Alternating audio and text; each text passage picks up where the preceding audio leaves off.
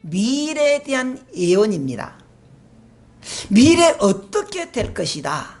두 번째로 이스라엘 백성들이 비록 망했지만 하나님이 그들을 우리에게 이끌어 주신다. 그걸 우리에게 말해주고 있습니다.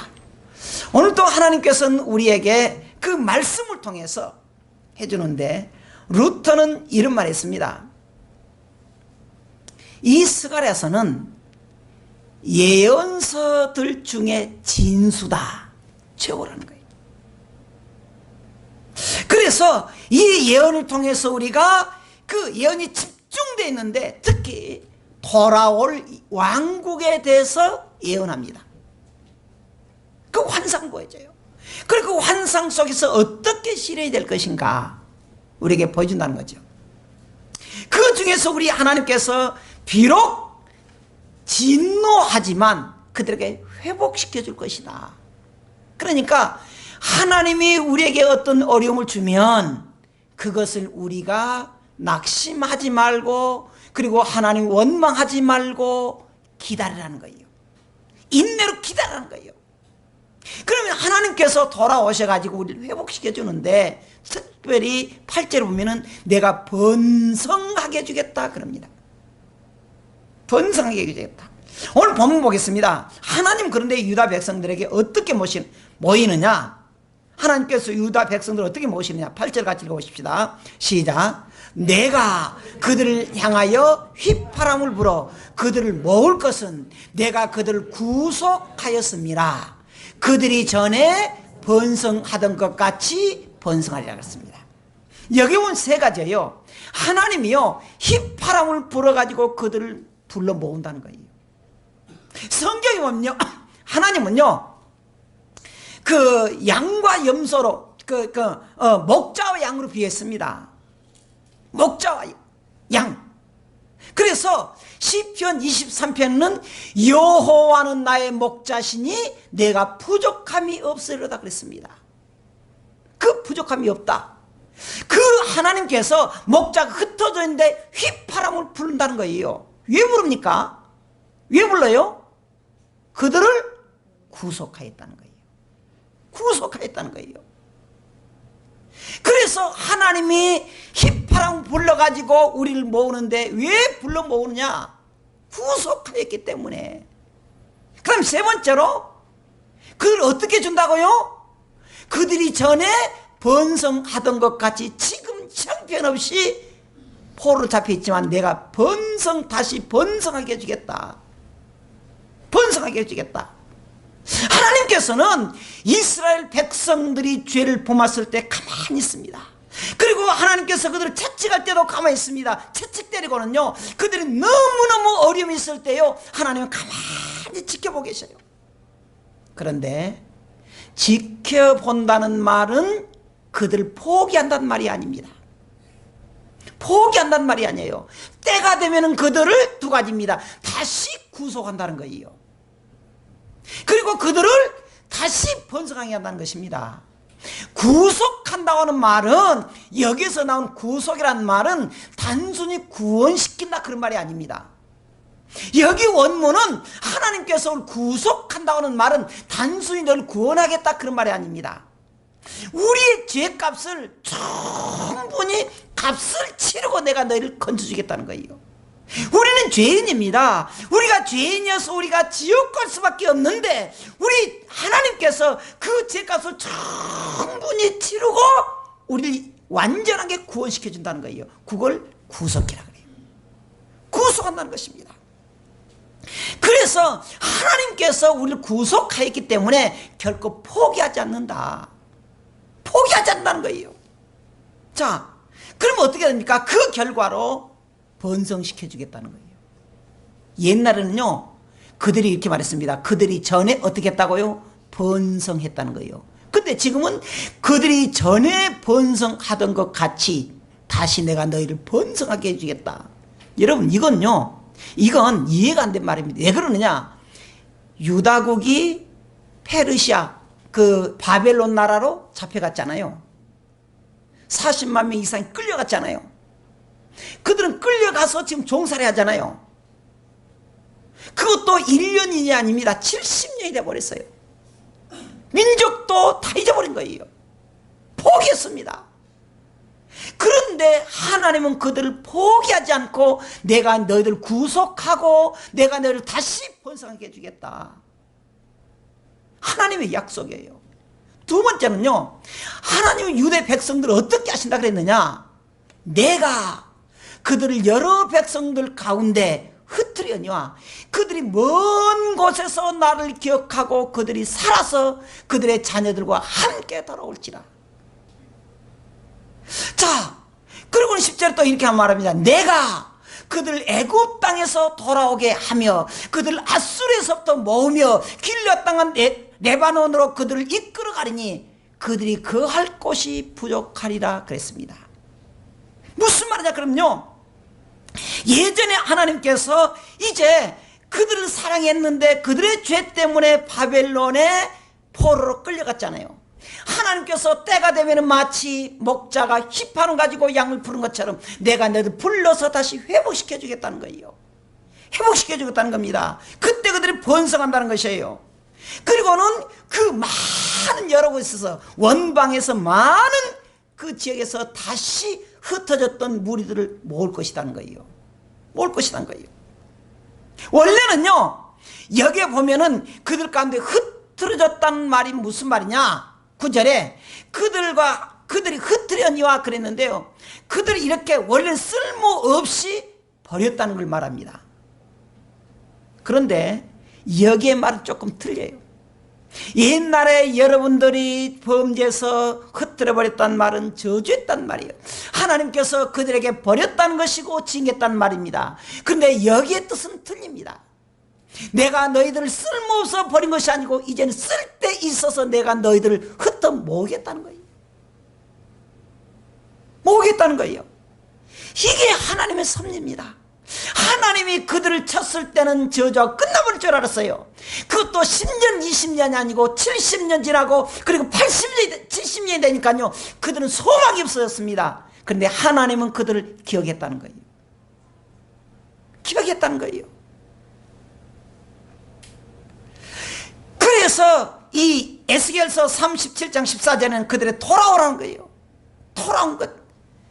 그들이 죄를 지어서 하나님을 떠나갔지만 하나님은 그들을 돌아오게 만들고 돌아오도록까지 하나님 그들을 기다렸다는 거예요. 기억하고 기다렸다는 거예요. 기다렸다는 것입니다. 여기 보면은 애굽이란 말이 또 나오잖아요. 애굽 땅에서 돌아오게 했다. 이 애굽은요, 이스라엘 종사로 삼았습니다. 그리고 아수르는 어쨌습니까? 이스라엘을 망하게 만들었어요. 망하게 만들었어요. 그리고 그들은 길앗 땅과 레바논에서 그들을 이끌어갔습니다. 그들은 이제 포로로 갔습니다. 근데 그들을 어떻게 한다고요? 하나님이 그들을 다시 끌어모으게 한다. 그래서 10절도 뭐 하나님께서 애굽 땅에서 다시 돌아오게 하겠다. 그리고 제일 끝으로 보면 그들이 거할 것이 부족하다는 거예요. 그 말이 무슨 말이냐? 그들의 형편이 없다는 말이 아니고 그들이 너무 많아가지고 풍성해가지고 그 장소가 비좁을 정도로 하나님 풍성하게 준다는 거예요. 여러분, 우리가 한번 뒤안길을 생각해 보면 우리의 생활이 때로는 참 은혜로운 것도 있었지만요, 너무너무 힘든 것이 많았습니다. 그렇잖아요. 근데 여기서 두 가지를 알아야 됩니다. 하나님은 우리를 결코 잃어버리지 않았다는 거예요. 하나님은 지금도 우리를 기억하고 있다는 것이에요. 두 번째로 하나님이 이 화를 통해서 하나님이 다시 복으로 바꿔진다는 것입니다. 그걸 우리가 문자로 뭐라 그래요? 전화위복 그래요. 그래서 그들이 이제 넘쳐나가지고 그할 것이 없도록 풍성하다는 거예요. 여러분 때는 우리가 그랬잖아요. 한때는 얼마나 행복했습니까? 얼마나 가정이 넉넉했습니까? 요즘 보니까 너무도 힘든 것 같아요. 어찌됐든 힘든 것 같아요. 그런데 우리 주님이 이 스갈에서 약속한 것처럼 이제 여러분들이 힘든 과정이 있지만은 주님이 약속합니다. 내가 너희들에게 풍성하게 만들겠다. 그할 것이 없도록 풍성하게 만들겠다 그랬는데 이 말이 여러분들에게도 해당되기를 주님으로 축원합니다. 풍성해야 돼요. 풍성. 그할 것이 없다는 것이 궁색한 것이 아니에요. 풍성해 주겠다. 근데 세 번째로 하나님은 유다의 백성들이 고난의 바다를 지날 때 어떻게 한다 그랬느냐. 11절 다시 읽어보십시다. 시작. 내가 그들이 고난의 바다를 지나갈 때에 바다 물결을 치리니 나일의 깊은 곳이 다 마르겠고 아스의 거만이 낮아지겠고 애굽의 규가 없어지리라 그랬습니다. 지금 여기서 중요한 것도 있습니다. 우리가 고난의 바다를 지나갈 때에 고난의 바다를 지나가서 빠져 죽으려 할 때에 그 물결을 치겠다는 거예요. 없어지게 했다는 거예요.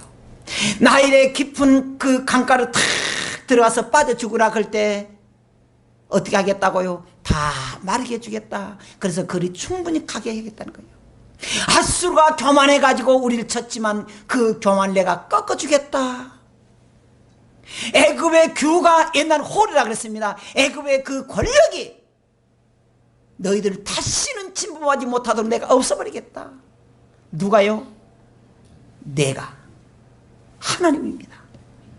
하나님이 너무 힘들고 어려웠을 때 이스라엘 백성들에게서 뭐냐 고난의 바다를 지나갈 때 이 말은 지금 이스라엘 백성들이 옛날에 모세 시대에 그 홍해 바다를 지난 것을 연상시켜 줍니다. 여러분 알잖아요. 우리가 홍해 바다 앞에 있을 때 이스라엘 백성들이 어땠습니까? 이건요 진퇴양난이었습니다. 아니 하나님도 너무하셔. 사실은 그때 당시에 이스라엘 백성들에게 모세에게 뭐라 합니까? 너는 이스라엘 백성들 이끌고 내가 주는 약속의 땅으로 가라. 홍해 바다를 건너서 가라 그랬는데 야 모세가 그 말을 듣고 백성들과 같이 가자 그래서 갔잖아요. 근데 웬걸 앞에가 홍해 바다 있잖아요. 뒤에서는 애굽에 따라서 아예 다 죽이겠다 그러잖아요. 기가 막혀요. 기가 막혀. 여러분 우리가요 모세를 중심으로 해서 이스라엘 백성들이 모세를 중심으로 해서 하나님의 명령으로 갔잖아요. 내가 약속의 땅을 가게 해주겠다. 그런데 가려고 하니까 앞에 홍해 바다 있잖아요. 돌아가자니 뒤에서 애국 군병들이 창칼 가지고 오잖아요. 말을 타고. 어떻게 했어요? 그때 하나님께 기도합니다. 모세가 뭐라고 말합니까? 여러분 염려 마십시오. 이 애국 군병들은 마지막 볼 것입니다. 다시 보지 않을 것입니다. 사람들은 믿지 않았어요. 기도하니까 홍해 바다를 갈라버리잖아요.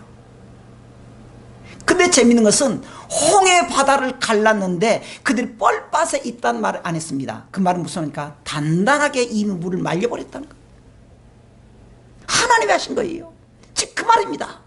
내가 그들이 고난의 바다를 지나갈 때에 물결을 바다 물결을 치리니 다 말리게 하겠다.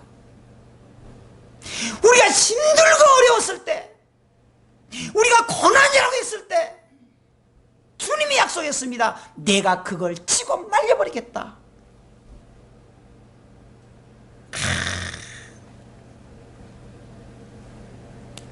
이런 차원에서요 예수님께서 제자들에게 말했습니다. 고난의 바다를 지나가잖아요. 배를 탔잖아요. 예수님 타고 있는 배까지 막 흔들리잖아요. 제자들이 말합니다. 주님 우리가 죽게 되었습니다. 너무 흔들려서 우리가 빠져 죽게 됐습니다. 예수님께서 일어나서 이렇게 말합니다. 왜 믿음이 없습니까?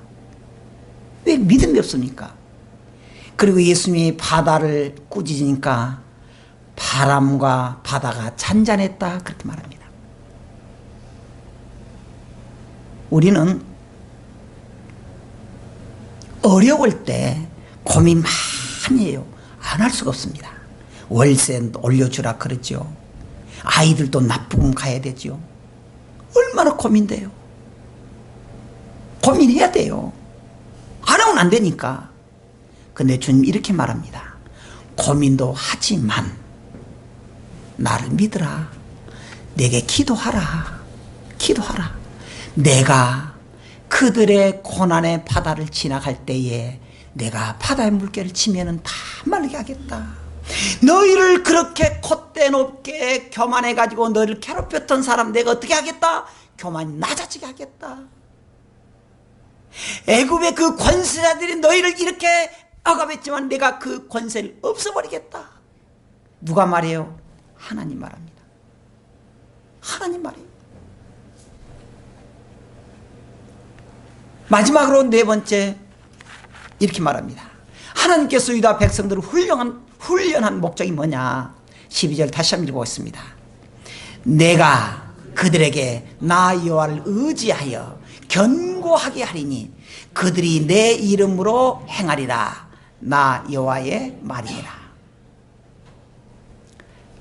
하나님이 이스라엘 백성들을 막 정말 믿음의 자기 하나님께서 정말 이스라엘 백성 내 자녀다 이렇게 말했는데 그들이 굉장히 어려움이 많이 빠졌습니다. 왜 그랬느냐?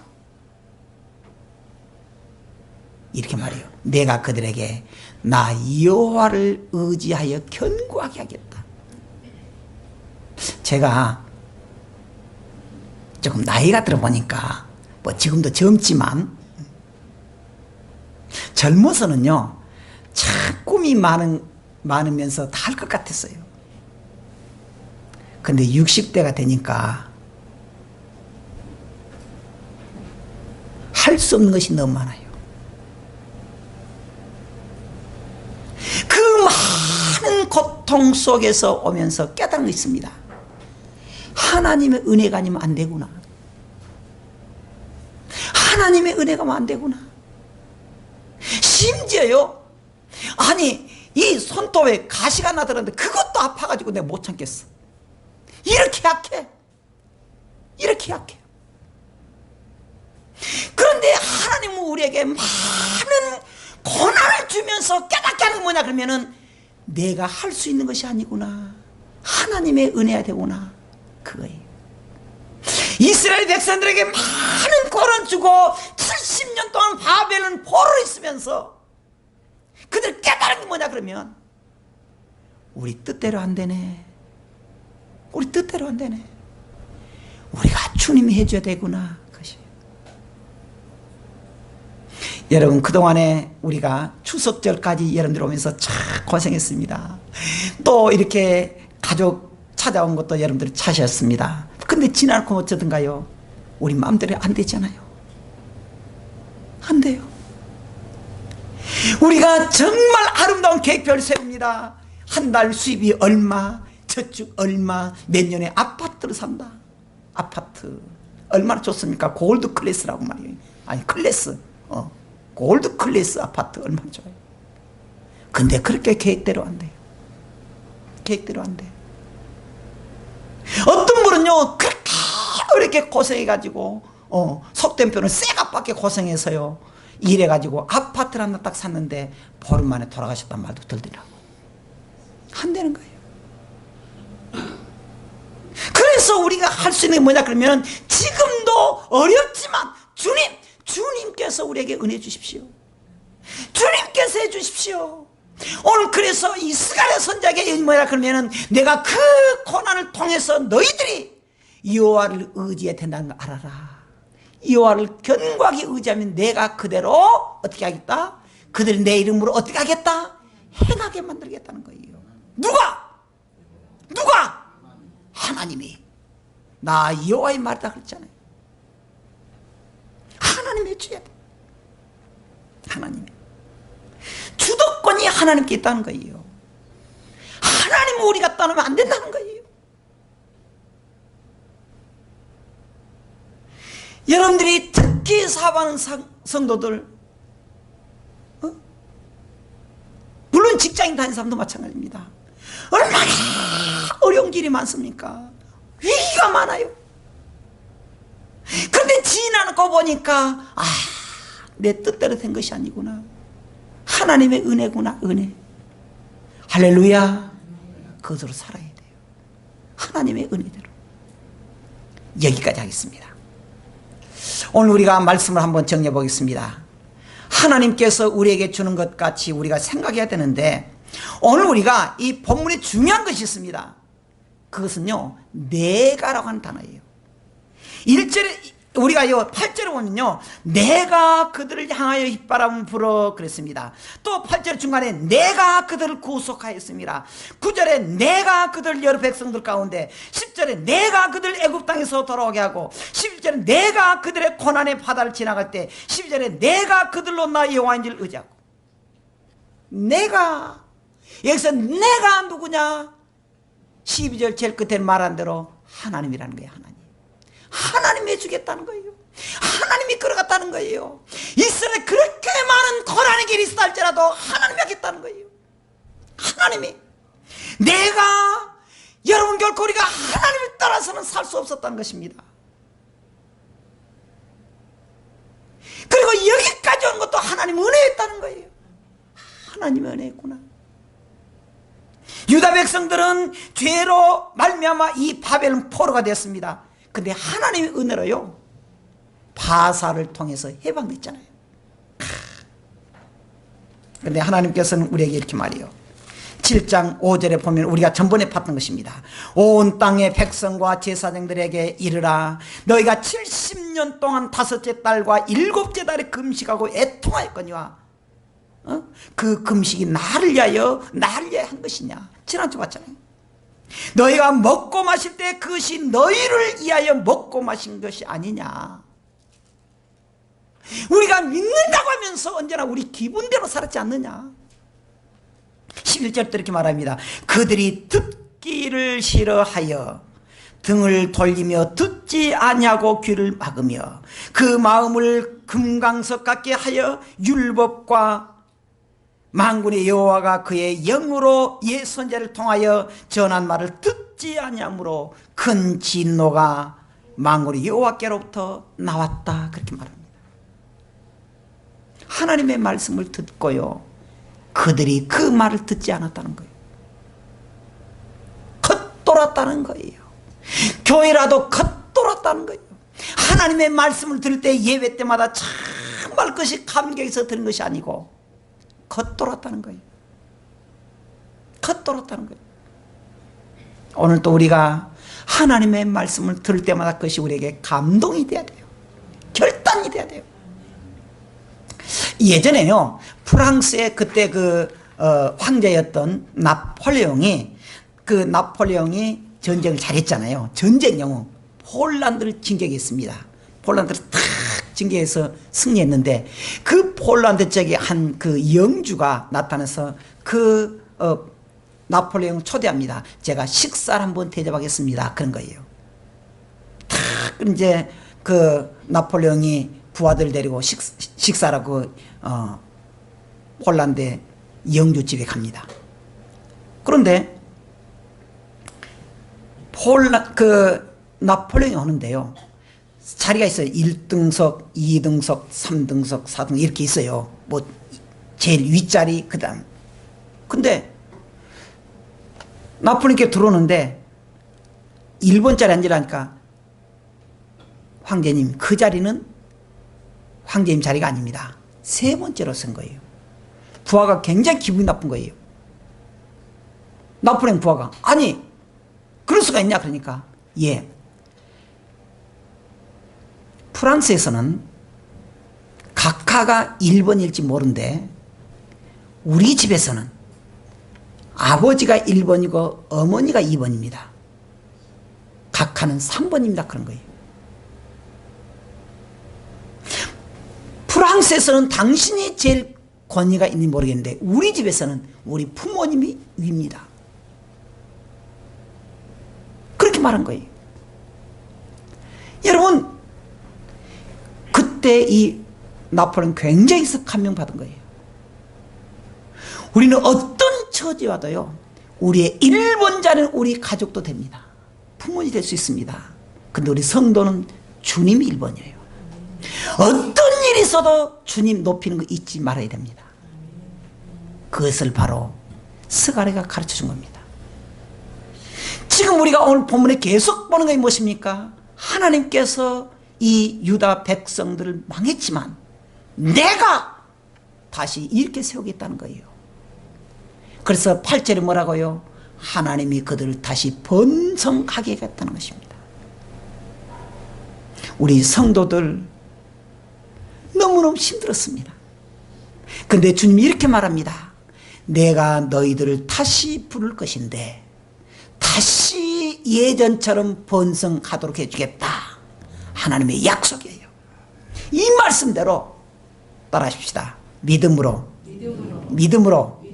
받읍시다. 믿음으로 번성하십시다. 할렐루야. 믿음으로 번성해야 돼요. 이제 우리가 금년 마무리하고 2019년도에는 우리 모든 성도들의 가정과 사업차가 번성되기를 주 이름으로 축원합니다. 기도하겠습니다.